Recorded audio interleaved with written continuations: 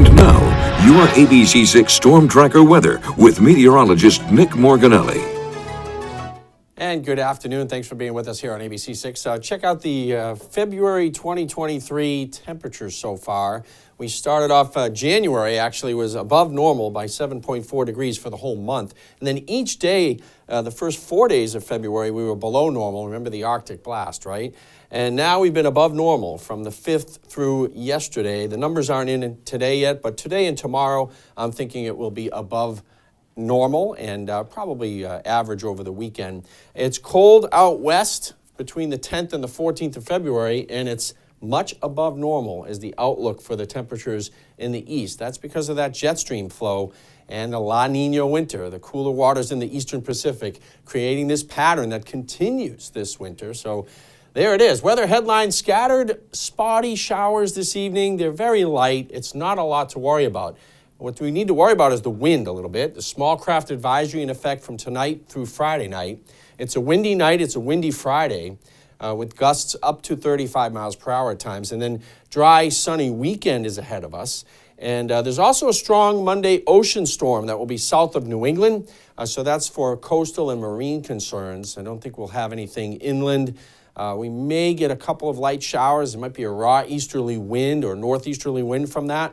But for the most part, the bulk of that storm misses us. What's not missing us, though, is this storm system, as far as the wind anyway, coming in here.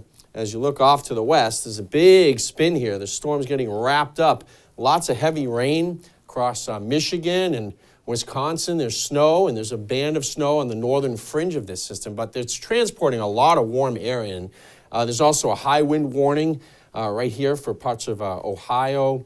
And there's also a lot of wind advisories here. Winter weather advisory for northern sections of New England. So for us, no advisories other than the small craft advisory offshore. That warm front moves north of us tonight, and that will open the door to this warmth and a lot of wind as the storm center gets closer.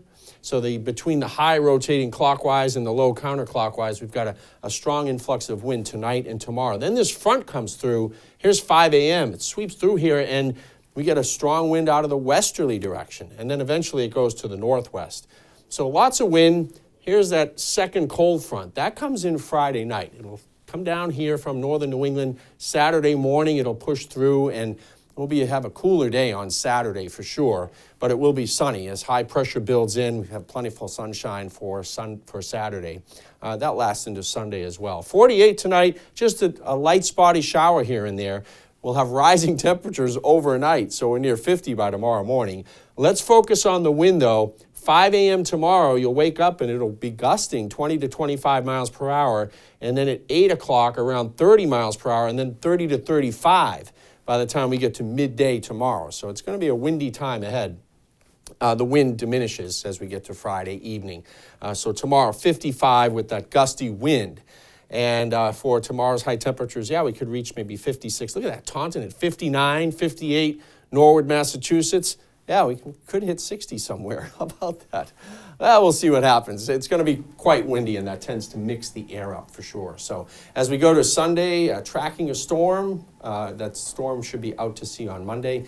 And we'll go back to mild weather.